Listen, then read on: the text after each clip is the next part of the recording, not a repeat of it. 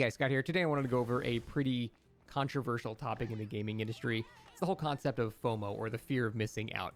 Basically, in a nutshell, it's when a gaming company releases like a cosmetic or something like that. Usually it's not a pay-to-win thing, it's just something that is aesthetic, and it has a limited time availability, which boosts the initial appeal of it and makes more people buy it because they don't want to miss the chance to purchase it. That's, in a nutshell, what it is. So I personally don't suffer from this at all. I don't even understand it. If there is a skin on the store or something like that that is only available for a week and I miss out on it and I don't get it, I don't care. It's just a skin that changes the appearance of my character. It doesn't affect the game at all. There's no advantages or anything, so I truly could not care. And in fact, sometimes I even like it when there's like a limited time Halloween event. It shows that you were there during Halloween 2018. You have this skin. That's cool. Blah, blah, blah. But just because I don't get it doesn't mean it's not a real thing. So I had to do a bunch of research on it because I know a lot of people do genuinely suffer from this and a lot of companies do prey upon this. So I did a bunch of research on this and came to a number of pretty interesting conclusions from it.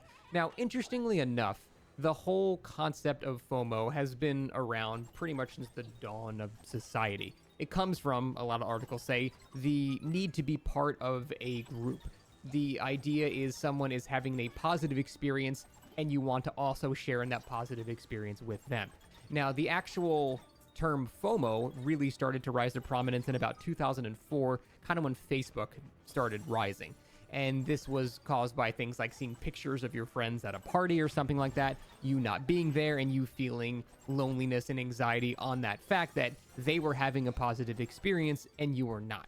Now, recently, people have tried to attribute this to the gaming industry in general, and it's stretched a little bit. It's not quite the same thing, but it still falls upon the area of companies preying on people that don't have a particular level of self-control or things like that, which should still always be viewed with kind of disdain.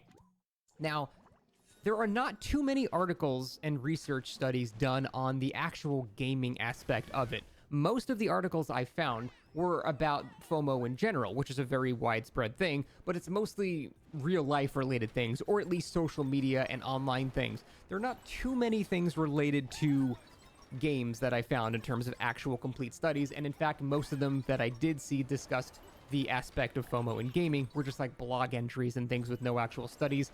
There's never anything that's been done like, hey, how many people suffer from this and how much money is extracted from them from this game? Is it actually the main driving factor of developers putting these things in and things like that? Now, I understand why there are not too many studies on that, because why would a developer go, yeah, come look at our financials, we're ripping these dipshit whales off, haha. Like, I understand why there's not much research on it, because game companies are not really going to share that, but it doesn't change the fact that a lot of people are just sort of making stuff up and attributing a very real condition to something that exists in games. Again, not to imply it's not real in games too. I feel like I worded that badly. The point is, it is absolutely a real thing. My question is, how impactful is it on the actual industry itself? Because it definitely does exist and people do suffer from it. But it's sort of interesting that the discussion that we are having is exploiting people that have lower mental fortitude for these things a good thing?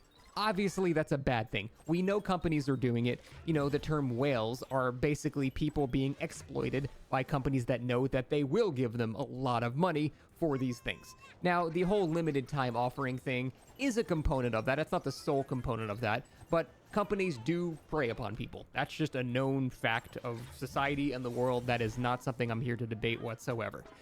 The thing is, we really argue about what is the level of acceptance. That is the actual nuanced discussion there. What amount of exploitation do we allow? Because every game company exists to get money from you. So to some extent, you could say every game company is exploiting people in some way. And I think people on both sides, they stretch the argument too much. You have me, who I used to have the opinion, like, just fucking don't buy it, who cares? Obviously, that's not helping the situation at all. And then you also have people on the other end that are like, if a company makes money in any way, it's exploiting, which is silly on the other end too. So we have to find that line where we accept a level of exploitation. I'll give you a perfect example of what I'm talking about here.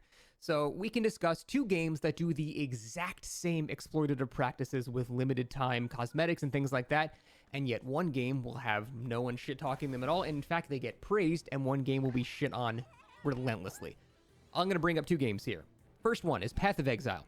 Path of Exile fits every single criteria of a predatory monetization scheme. They have limited time cosmetics from leagues that are usually lasting about 3 months. They have supporter packs that you can't really get the things of again. There's a lot of exclusive things. Some end up going long term, but a lot of them are exclusive things you can never really get again. And this is meeting that criteria of a limited time cosmetic used to boost the appeal of it to generate more revenue in that time period. So that fits the exact definition of the predatory practice of FOMO. And yet, Path of Exile doesn't really get shit for it. And their cosmetics are really expensive, too. They are insanely expensive. They're like $10 to $50. Like, they are some of the most overpriced cosmetics I've ever seen. And yet, they don't really get shit for this. And what's the reason for that? Well, the game developers, Grinding Gear Games, they've shown to be they're a good company. They seem to really care about their game. They seem to care about their consumers. And the game itself, very importantly, is a free game. The game you don't have to pay a cent for. Now, obviously, if you play it for more than 30 or 40 hours, you're going to want to get stash tabs and quality of life things. So you're really going to probably end up spending like, 20, 30 bucks on it just to have a good or better time. But the fact is, you can spend 0 cents on the game and play it for thousands of hours. That is a really good deal. And so, because they're so generous with their monetization scheme, even though they do have limited time, overpriced cosmetics, the definition of FOMO here, no one really gives them shit for it. So, it's not do we allow it in games, it's what's the level we accept in games. And with Path of Exile, we accept a lot of it, because their cosmetics are even more expensive than most games I've seen. So, the line in the sand for PoE is way up there. Now we look at a game like Dead by Daylight, which is a paid game with paid DLC and paid cosmetics and limited time things. So we have a much lower level of acceptance. The devs have not garnered nearly as much goodwill as the developers of Path of Exile. Their monetization scheme is not nearly as consumer friendly. And so despite the fact these two companies are doing the exact same thing, one of them is like, it's fine. You guys do you. You got to make money somehow, right? And the other guys are literally Hitler for doing the same thing because they're just simply not as generous with their monetization system. So it's interesting there that the discussion is how much do we accept, and that's related to how much goodwill the developers have garnered over the years and how generous their overall monetization system is.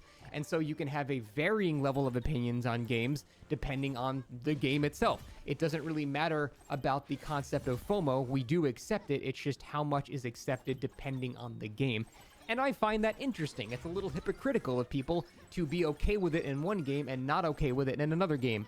That just seems like it's not really right there. So it's an interesting discussion. I think the whole topic warrants a lot of very interesting conversation there. And then there's the whole psychological aspect of that as well. From what I've seen, the real issue is not necessarily the fear of missing out of the thing. It's the lack of willpower to prevent you from rationalizing that you don't need it. So really, it seems like these game developers are targeting people that have a lack of self-control, not ones that will just feel a bit sad that they didn't get a skin there. The real important financial aspect of this from all the articles I've seen is their inability to regulate their own purchases. And unfortunately, from all the research I've done, it seems like if a particular game does have like virtually no predatory practices, that person will still suffer financially in the exact same way in other aspects of their life. And I obviously do not mean to victim blame here. Of course not. But the point is they are going to suffer kind of no matter what, and they need to get help for a very serious life-ruining problem, because that is a very, very fucked up thing to have. If you have no self-control, that can lead to so many bad things in your life.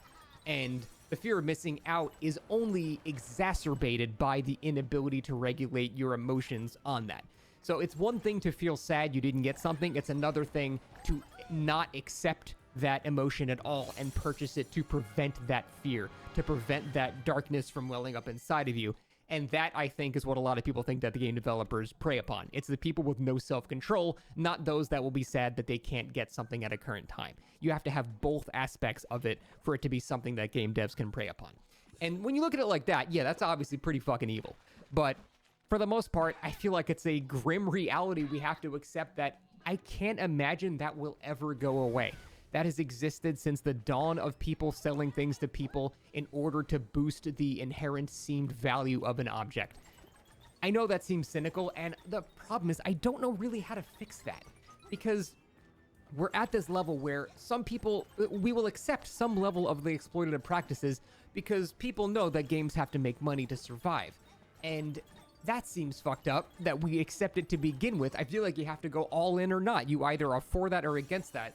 But the line in the sand argument there is just so fascinating to me because people do accept it. It's just the level of goodwill is seemingly more important than the practice itself, which, I don't know. It's a very interesting topic, and I really love discussing this stuff. I find it to be very fascinating.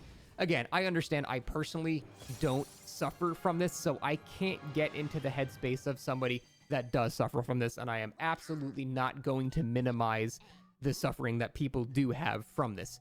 I would just really love to see like the aspect of people saying that they're preying upon kids, for example. This is an argument I see from proponents of this a lot. They're preying upon kids to get money because the kids have no self-control. They simply haven't even learned it yet.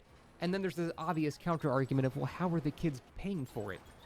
And the counter argument to that is, well, they take their mom's credit card. But I can't imagine companies are subsisting solely on credit card purchases from a stolen credit card that the people don't check their logs for and can dispute when they see it. That doesn't seem like a consistent flow of revenue there. What I think it actually is preying upon adults that actually have pretty well-paying jobs but actually have the mental condition of no self-control. That, I think, is the real demographic. I don't think kids are nearly as targeted as a bit older people. I'm not saying, middle-aged men or anything like that, but people that have a stable job but never got over their mental condition of not having any self-control or having the fear of missing out, which, again, is a very real thing that if you have that, you really need to try to address that because that will ruin your life, and it's a horrible condition to have. So that's who these game devs are really going for. Those are the people that are going to be the whales for your gacha games and things like that. So anyway, I just wanted to just randomly rant about this because I found the whole topic interesting, how we accept some of it depending on how nice the company is. One final example I would love to give about that is Baldur's Gate, Larian Studios. They are the poster boys of a good dev team. That speech that Sven gave at the Game Awards about how the next game of the year will be made with love and non-predatory practices and stuff like that. They are one of the best companies in the world for this. They still do the same shit. Baldur's Gate 3 still had a 3-day early access if you purchase the deluxe edition of the game. That's my point. Everyone does this. We just have to determine the level of acceptance. And I find that hypocrisy fascinating to me. So I'm curious to hear you guys' thoughts on this. Again, I haven't found too many real scientific studies on the actual pure gaming aspect of this. There were a few Chinese studies that went over gaming addiction and the correlation to this, but nothing specifically for this. So if you guys have any literature, I would love to read it because I would love to be more educated about this topic. But I just found it interesting to talk about. So that's going to be it for me. Thanks for watching, and we'll see you next time.